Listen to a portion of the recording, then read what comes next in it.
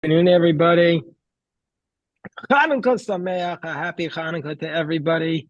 What I'd like to discuss today with everybody is a few verses from the Torah, which always just move me, and I want to discuss them with you, just looking at the classical commentaries on it, and if we have time, maybe the Hasidic commentaries, and really delve a little bit deeper into it than we normally have time to. And that's the question of the scene where Joseph, after he's been sold into Egypt and he's been rescued from the prison, and then after that, Pharaoh takes him up, makes him his second in command, and Joseph has the economic plan to save everybody.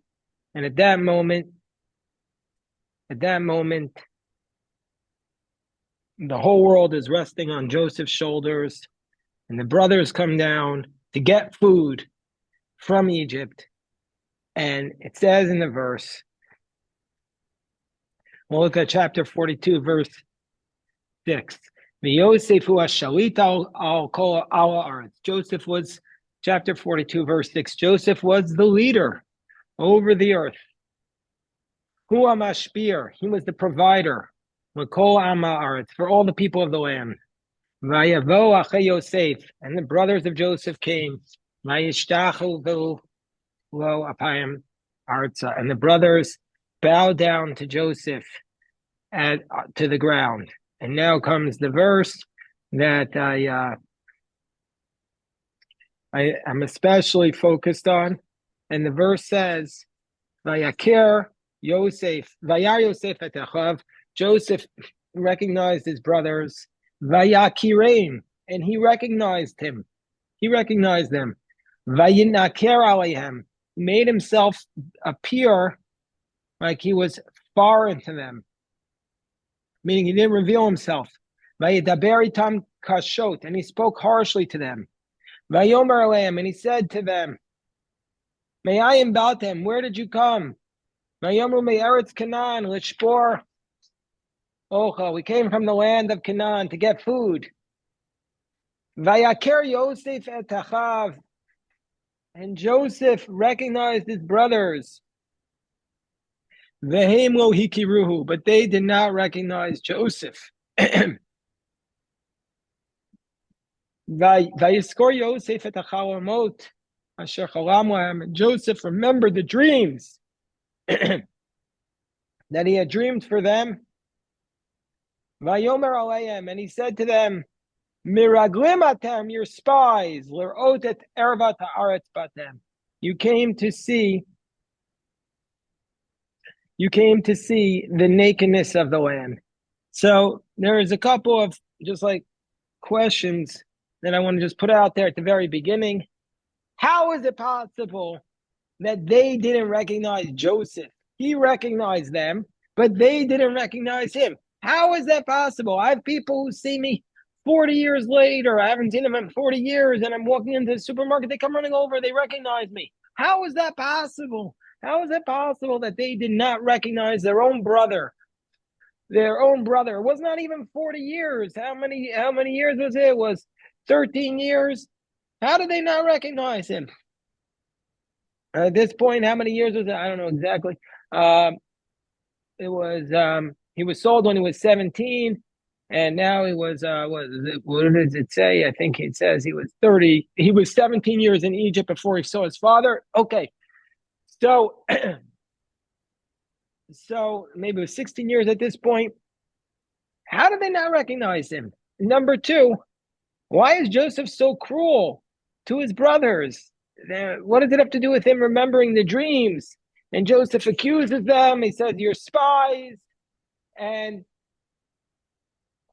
at that point, he throws his brothers in prison. So why is this Joseph? Is this gracious on his part? Is this gracious on his part to his brothers? So what's the story here? What's going on here? Why did Joseph's brothers not recognize him? Anybody want to have a suggestion? Joseph. Yes. Okay. Sure. Of course. Baruch Hashem. So let's always start with the Rashi. Rashi says here, Joseph recognized them. They didn't recognize him. What's going on? Why didn't they recognize him? Sheyatsa me'atzlam b'lo chasimas zakan.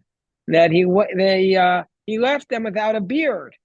V'achshav ba b'chasimas zakan. And now he has a beard. Now he has the beard. So Joseph didn't have a beard when he left. Now he's older. He left as a little boy. He was a teenager. And all of a sudden, so it's like some physical. Physically, they didn't recognize him, which is problematic because I didn't have a beard when I was 17. I didn't have a beard. And now I have a beard, and people come over to me. I mean, now it's not so big, but sometimes it's been bushy. It doesn't matter. People come running over to me. Hey, I haven't seen you since we were in high school. So they have no problem recognizing me. So it's hard to just take that text just literally and see what's going on. The Rashbam, Rashi's grandson, he takes it to the next level. He comments and he takes it one step further. He says, they didn't recognize him. Says like Rashi says, or based upon Chazal, that now he came before them with a beard.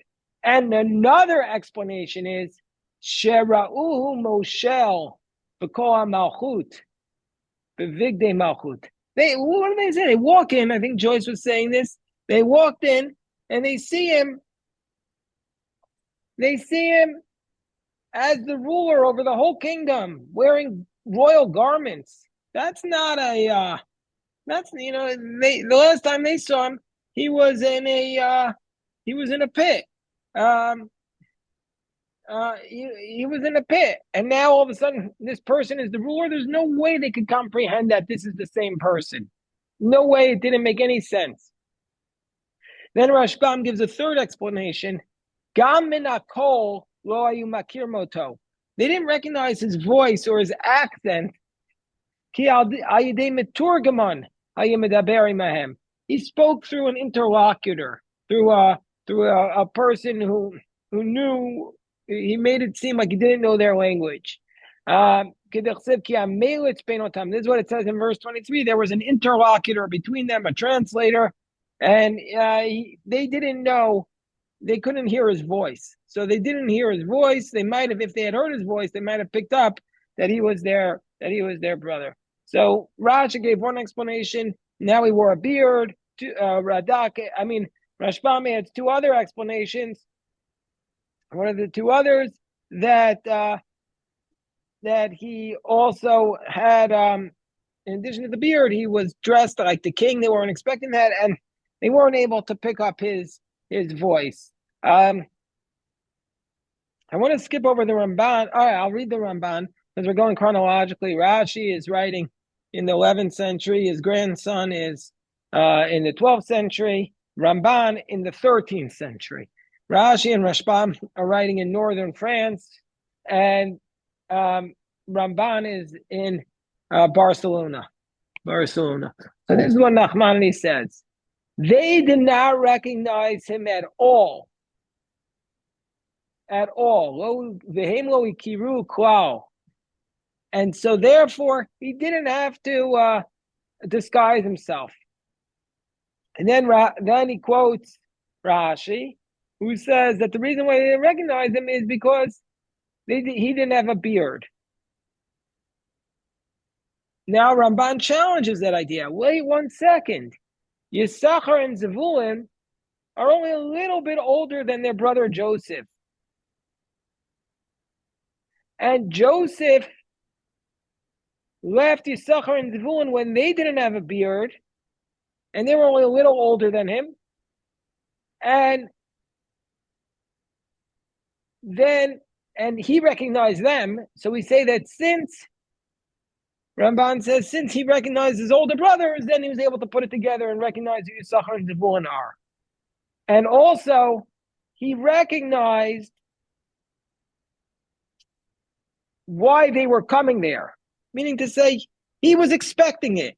Torah Tamima suggests that he had a list of all the visitors to the city. Passport control showed all the people who visited the city that day, and they sent them a list.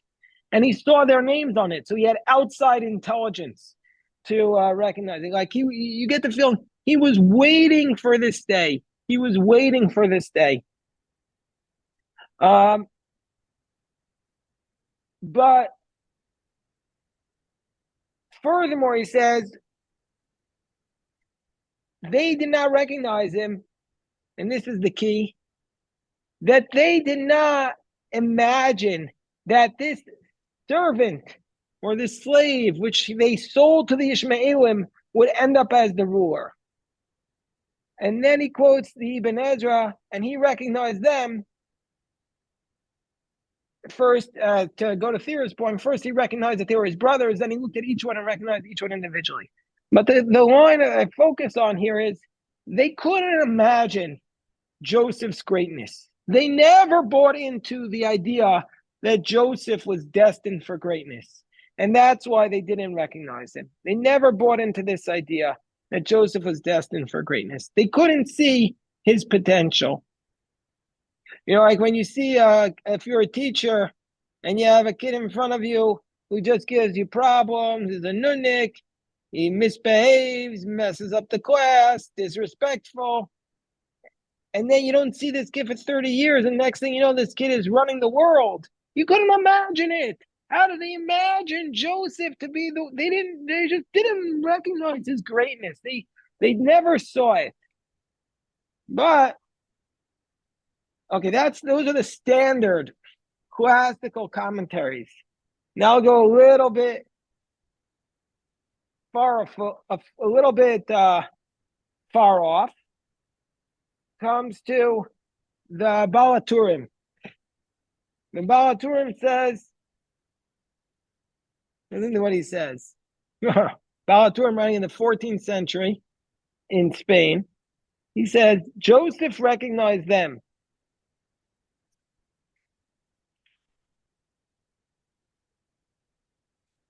He has two very powerful comments here, the Balaturim. Joseph recognized them. He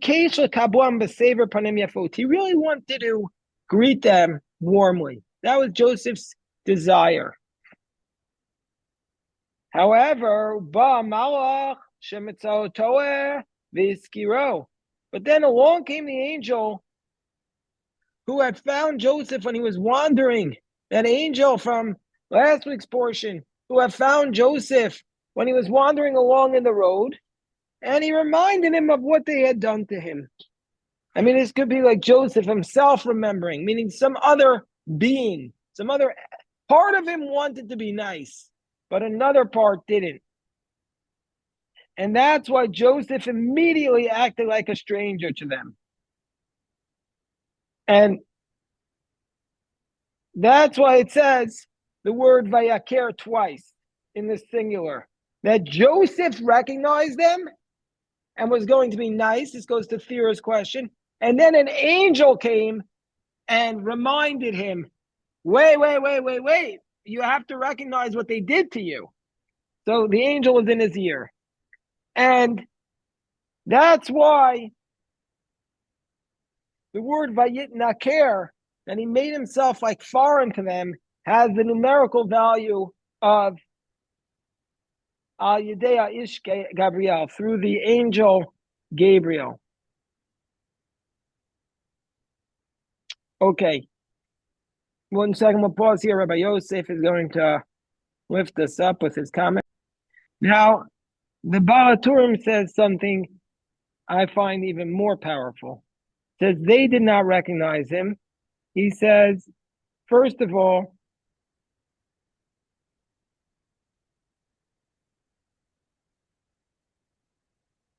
it says bet b'masoret, that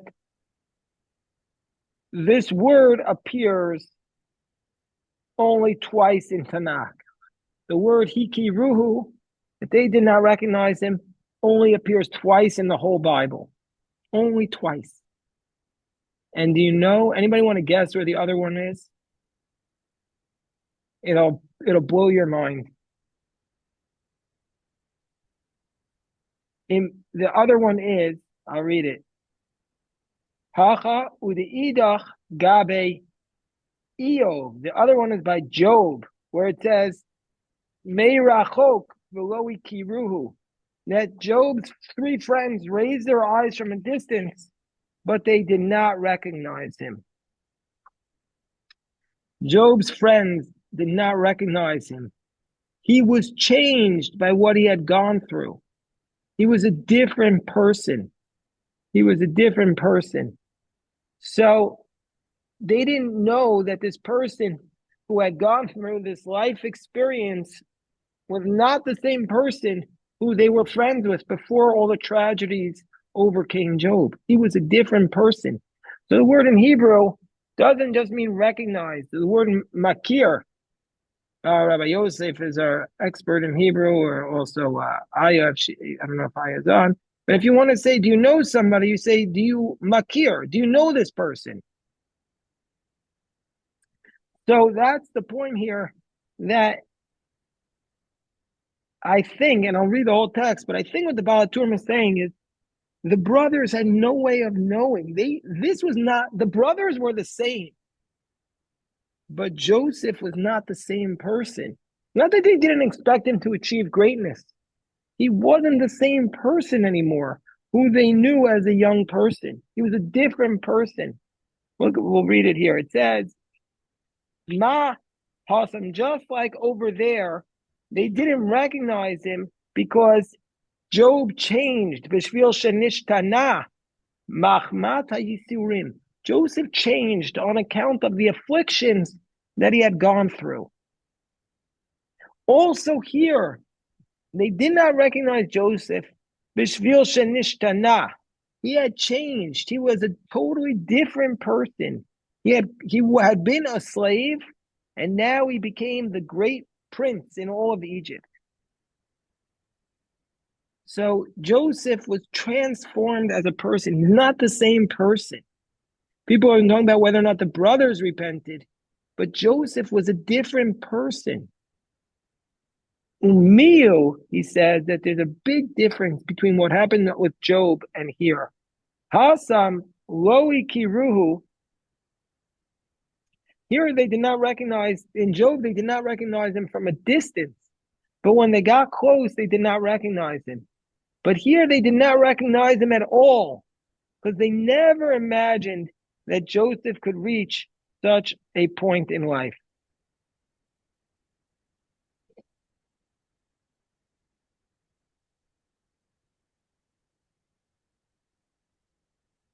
So I want to read this tremendous edition of the Baal HaTurim. I want to read the footnote here, which is it's a very brilliant footnote.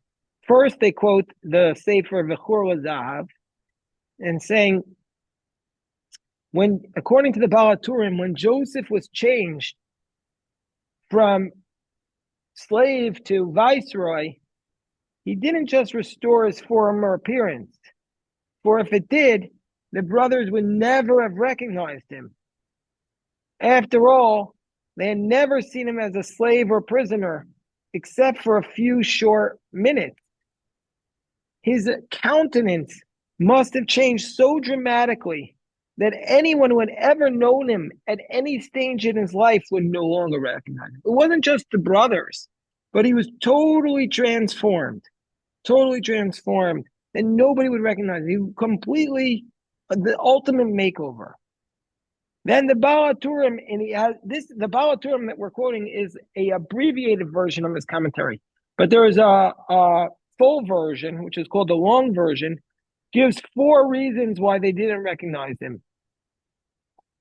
But he doesn't give this reason. The 4 reasons are: 1, that when he left, his beard was full, and now it wasn't. Number 2, he quotes like the Ramban, they never recognized that he would rise to greatness. Number 3, they were introduced him by a different name. He wasn't called Joseph. He was called Stafna Paneach, which is an Egyptian name. So it was a totally different name. And number 4, he spoke Egyptian. And so they didn't imagine that he would know Egyptian perfectly. So these are the practical reasons. The Lubavitcher Rebbe gives a spiritual explanation. He says the spiritual explanation. Then we can look at some of the Hasidic commentary. Lubavitcher Rebbe's explanation is because the Rebbe wants to say that the brothers were tzaddikim and Joseph was a tzaddik. So therefore, how could it be that they didn't recognize Joseph's greatness?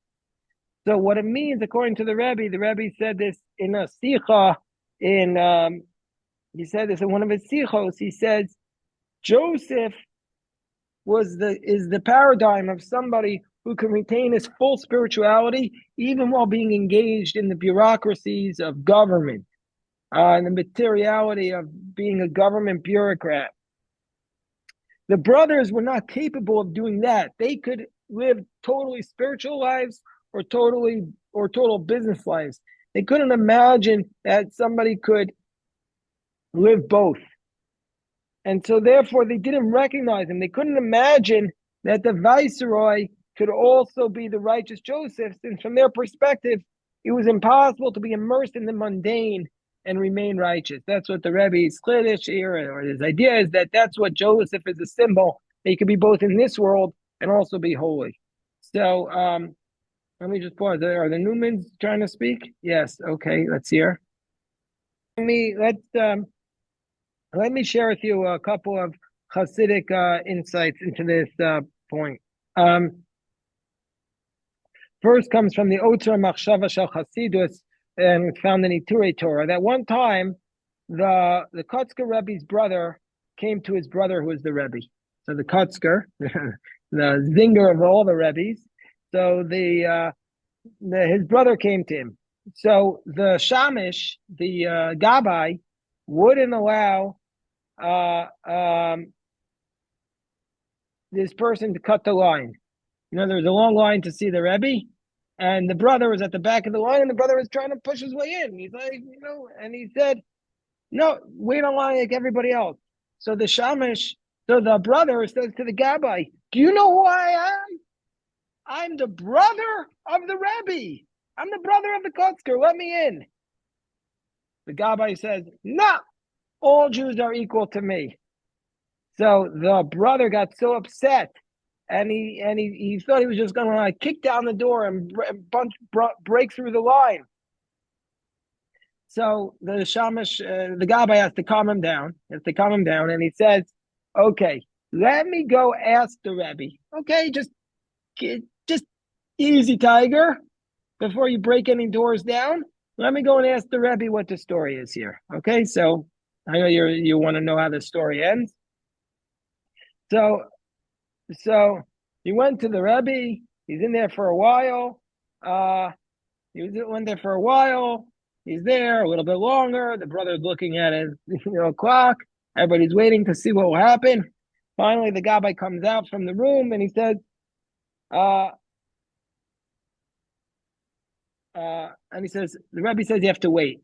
Why? The Rebbe says all the Jews are his brothers. You're not his only brother. All the Jews are his brothers. 2 hours passed.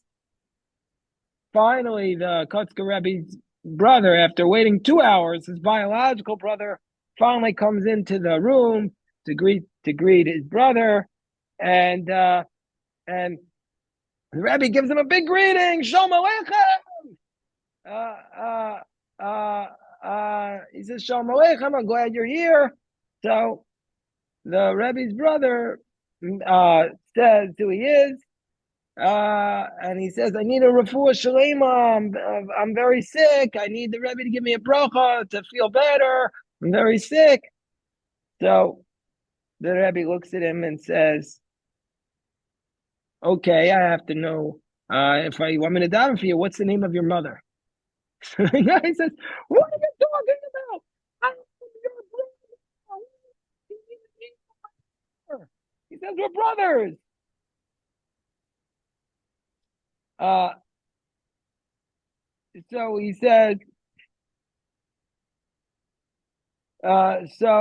says, the Rebbe responds, "I don't even know my own shoulders. How am I going to know the name of your mother?" Well, there's a cryptic response. By the way, the Kotzker Rebbe was also, let's just say, he had some mental illness, but that's a different story. But so the point is, the Hasidim say that's the highest level that the Shevet Levi, that the tribe of Levi was blessed with. What does it say in Deuteronomy in Zot Bracha? It says about the tribe of Levi, Haomer la'aviv u'le'imo lo re'isiv, ve'es achiv lo ikir, ve'es banav lo yada, ki shamru imrasecha uvritzcha yinsoro. It says in, no, no, I made a mistake. Excuse me. Not in Zot Bracha. Oh wait, is it Zot Bracha? It's in Hazino, I think. Hold on, let me look. Hold on 1 second. Oh no, it's in Zot Bracha. It says in Zot Bracha. It says the following: Ulevi Amar.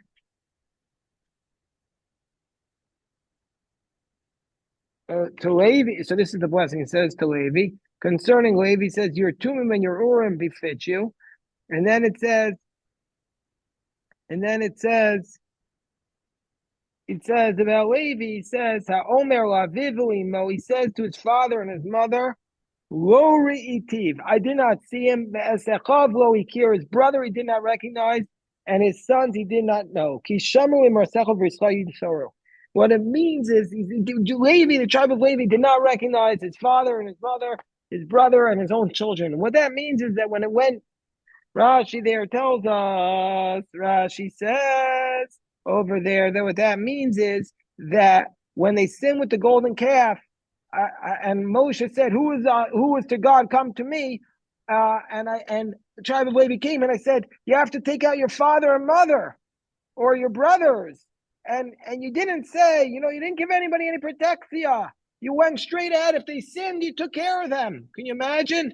You didn't say, oh, this is my family. I'm going to give them extra special protection. That's what the tribe of Levi did not do. The tribe of Levi was pure. They were pure. And that's the highest level, that when the brothers of Joseph met him, they didn't recognize him, meaning to say they weren't going to show any favoritism to their brother. They were just looking at the pure thing. That's what the Kutzker is saying. Such an incredibly creative answer. What does it mean they didn't recognize him? That they said, when it comes to service of Hashem, nobody gets protects you. We're following the straight path. But, says the Kutzker, that Joseph came to an even higher level. Even though all of his actions were holy and sacred and for God in Egypt, nevertheless, he was able to recognize his brothers. Meaning to say that he was able to do both. He was able to reach his highest level of service of God and still retain the identity of who his brothers was. So the Kutzker here was saying, I was just like the brothers. I wasn't on the higher level of Joseph, so I don't even know who my own brother is. That's what it means. I don't even know my own shoulder. Anyway, it's another way of looking at it, that they didn't recognize him because they were so focused on their pure spirituality. They didn't have time to recognize anybody else. They didn't show favoritism to anybody. They were pure. Anyway, that's the story of the Kotzker, and the another comment on this from the Hasidim is, another story is that it says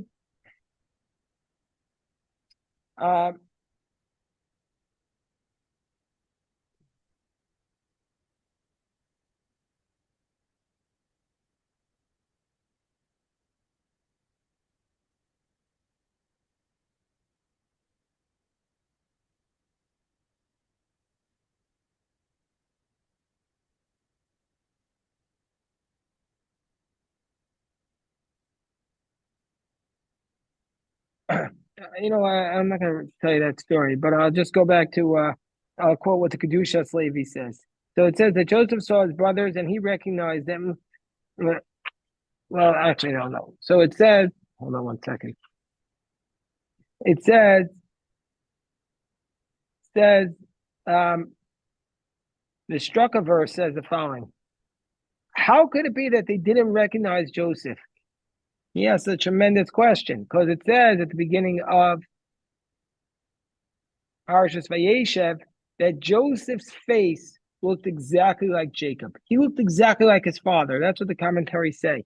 Well, if that's the case, they should have recognized him because he was the spitting image of their father. He was the spitting image of their father. So why didn't they recognize him? And just the opposite. If he left them without a beard and now he had a beard, he should have looked even more like his father. For sure, they should have recognized him. So it has to be, he said, that Joseph had, he gives a strange explanation. I'm not sure 100% what he's saying, but I'll give you what he says because he asks a good question. The question is good. So it says that Joseph was wearing a mask of the fear of heaven that covered over the glory of his face. So Jacob must have had like a illumination coming from his face, and Joseph had to cover it up. He was a secret tzaddik because if his righteousness was revealed to all of Egypt, then they wouldn't have seen him as as the viceroy. So it would have been too problematic. So he covered that up. He wore somehow a mask, not a physical mask, but some sort of spiritual mask, so nobody would recognize his greatness. So when it says that Joseph looked similar to Jacob, it meant in the spiritual resemblance. But when he was in Egypt, he had to cover up that aspect of it. The Sifsei Tzedek says Yosef was, oh, here it is. I was questioning this before. I said it wrong. Joseph was 39 years old now. So he was 22 years later. And he was similar to Jacob when Jacob was that age. But the brothers didn't know what their father looked like at that age because their father was 84 years old when he got married. And so therefore they didn't know what their father looked like when he was Joseph's age. Otherwise they would have recognized him, but they didn't know what he looked like at that age. Okay, finally I want to end with Fira's question. This is from Rav Tzvi Hershalevi Blivis. And he asked Thera's question. We saw a few commentaries who asked Thera's question, which is why does it repeat Vayaker twice? So it says Joseph recognized his brothers, but it already says that Joseph saw his brothers and he recognized them. So we could say that when Joseph saw his brothers and he recognized them, he had a doubt.